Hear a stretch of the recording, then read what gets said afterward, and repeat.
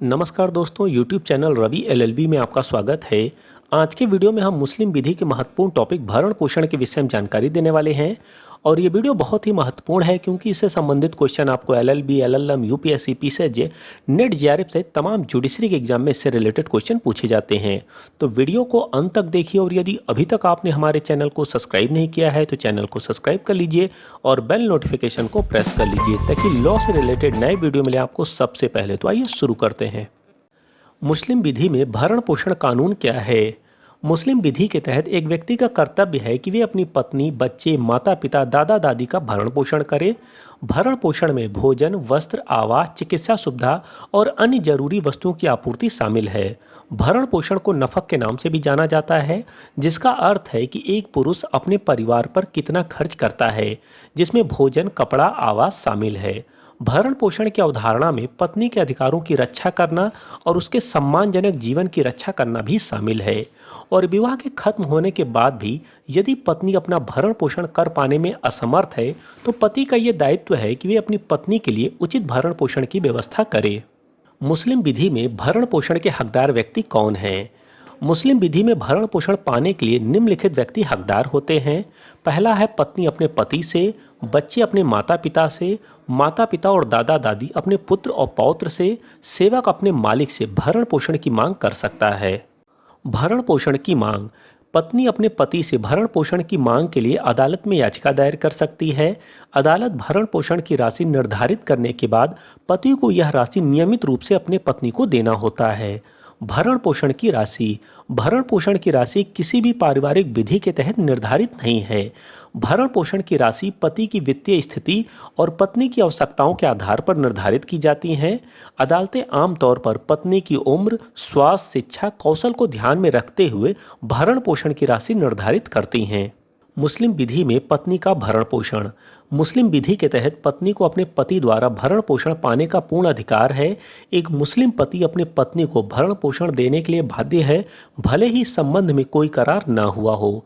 एक पति अपनी पत्नी को हर परिस्थिति में उचित भरण पोषण प्रदान करने के लिए बाध्य है, चाहे उसकी आर्थिक स्थिति कैसी भी क्यों न हो। किन परिस्थितियों में पत्नी भरण पोषण की मांग नहीं कर सकती है? जब पत्नी खुद ही अपना भरण पोषण करने में सक्षम हो। उदाहरण के लिए यदि पत्नी के पास कोई आय का स्रोत है तो माना जाता है कि पत्नी भरण पोषण करने में सक्षम है, इसीलिए वे पति पर निर्भर नहीं है। दूसरा, जब पत्नी पुनर्विवाह कर लेती है। पति का कर्तव्य पत्नी का भरण पोषण करना तभी तक है जब तक कि वे अविवाहित है। यदि पत्नी पुनर्विवाह कर लेती है तो पति का भरण पोषण करने का दायित्व समाप्त हो जाता है।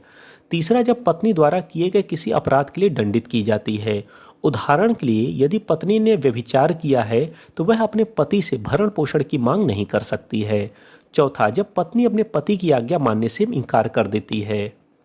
लेकिन पत्नी अपने पति की अवज्ञा करने पर भी भरण पोषण का दावा कर सकती है। भारत में मुस्लिम महिला तलाक पर अधिकारों का संरक्षण अधिनियम 1986 के तहत पत्नी को भरण पोषण पाने का अधिकार है, भले ही वह पति के साथ रहने से इनकार करती हो। इस अधिनियम के तहत पत्नी को तलाक के बाद भी भरण पोषण पाने का अधिकार है।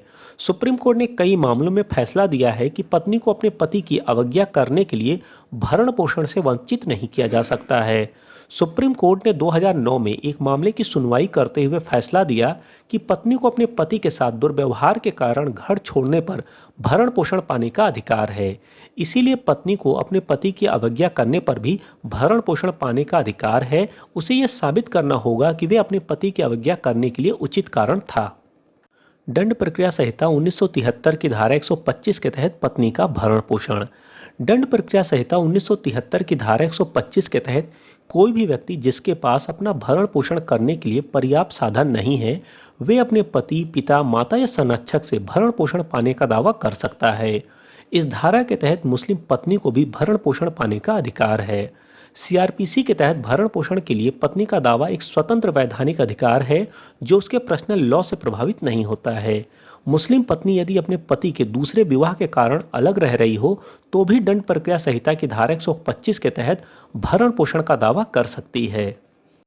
धारा 125 के तहत मुस्लिम पत्नी के भरण पोषण से संबंधित कुछ महत्वपूर्ण केस लॉ: मोहम्मद अहमद खान बनाम शाह बानो बेगम 1985। इस मामले में सर्वोच्च न्यायालय ने फैसला दिया कि धारा 125 के तहत मुस्लिम महिलाओं को भरण पोषण का अधिकार है, भले ही वे तलाकशुदा हों। फैजान अली बनाम शहनाज 2017।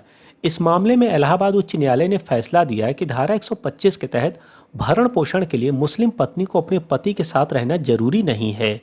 नफीस बनाम अनवर 2019। इस मामले में दिल्ली उच्च न्यायालय ने फैसला दिया कि धारा 125 के तहत भरण पोषण के लिए मुस्लिम पत्नी को ये साबित करने की आवश्यकता नहीं है कि वे अपने पति के साथ दुर्व्यवहार का शिकार है। अली मुस्तकिम बनाम राज्य 2019। इस मामले में इलाहाबाद उच्च न्यायालय ने माना कि मुस्लिम महिला जो अपने पति के दूसरे विवाह के कारण अलग रहती है, धारा 125 के तहत भरण पोषण का दावा कर सकती है। इस निर्णय ने मुस्लिम महिलाओं के अधिकारों को और मजबूती और बल प्रदान किया है। मुस्लिम महिला तलाक पर अधिकारों का संरक्षण अधिनियम 1986 के तहत भरण पोषण। इद्दत के दौरान भरण पोषण। तलाकशुदा महिला अपने पूर्व पति से इद्दत अवधि के दौरान अपने लिए उचित भरण पोषण पाने की हकदार होती है। इद्दत के बाद भरण पोषण। जो तलाकशुदा महिला इद्दत के बाद अविवाहित रहती है और अपना भरण पोषण कर पाने में असमर्थ होती है, वहाँ अपने ऐसे रिश्तेदारों से भरण पोषण पाने की हकदार होती है जो उसकी मृत्यु के बाद उसकी संपत्ति के उत्तराधिकारी होंगे। ऐसे किसी भी रिश्तेदार की अनुपस्थिति में जहाँ उसके पास पर्याप्त साधन नहीं है, तो ऐसी स्थिति में उसके भरण पोषण का दायित्व उस राज्य के वक्फ बोर्ड पर डाला गया है जिस राज्य में महिला निवास करती है।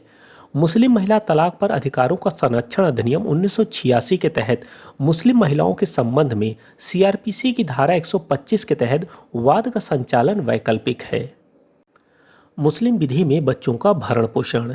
एक मुस्लिम पिता अपने पुत्र का युवा अवस्था तक तथा पुत्री का विवाह हो जाने तक भरण पोषण करने के लिए बाध्य है। यदि बालक बाल्य अवस्था में उसकी मां की अभिरक्षा में है, तब भी पिता अपने दायित्व से मुक्त नहीं होता है। यदि कोई संतान अपनी क्षमता से अपना भरण पोषण करने के लिए समर्थ है, तो पिता उसका भरण पोषण करने के लिए बाध्य नहीं है। यदि पिता निर्धन या असमर्थ हो, तो ऐसी स्थिति में बच्चे के भरण पोषण का दायित्व माँ का होता है। यदि माँ भी उसका भरण पोषण कर पाने में असमर्थ हो, तो भरण पोषण का दायित्व दादा पर होता है। अपने बच्चे के भरण पोषण की जिम्मेदारी माँ की तब बनती है जब बच्चा नाजायज हो और पति ने बच्चे के भरण पोषण करने से इनकार कर दिया हो। हनफी कानून के तहत यदि पिता गरीब है और माँ अमीर है, तो उस स्थिति में बच्चे के भरण पोषण करने की जिम्मेदारी माँ की होती है। हालांकि वह इस धन को तब वसूल कर सकती है जब पति उसे चुकाने की स्थिति में आ जाए। सैफी कानून के तहत यदि पिता गरीब है और माँ अमीर है, तब भी माँ अपने बच्चे के भरण पोषण करने के लिए बाध्य नहीं है। उस स्थिति में बच्चे के भरण पोषण का दायित्व उसके दादा पर होता है। मुस्लिम विधि में माता पिता एवं दादा दादी का भरण पोषण। मुस्लिम विधि के तहत माता पिता एवं दादा दादी का भरण पोषण प्रदान करना बच्चों का दायित्व है। यह दायित्व सभी बच्चों पर सामान्य रूप से लागू होता है, चाहे वे पुत्र हों या पुत्री। माता पिता एवं दादा दादी सीधे बच्चों से भरण पोषण प्राप्त कर सकते हैं। माता पिता एवं दादा दादी के भरण पोषण के लिए निम्न शर्तों का पूरा होना आवश्यक है। माता पिता या दादा दादी के पास भरण पोषण के लिए पर्याप्त साधन नहीं होने चाहिए। बच्चे आर्थिक रूप से सक्षम होने चाहिए। माता पिता या दादा दादी के पास भरण पोषण के लिए अन्य कोई स्रोत नहीं होना चाहिए।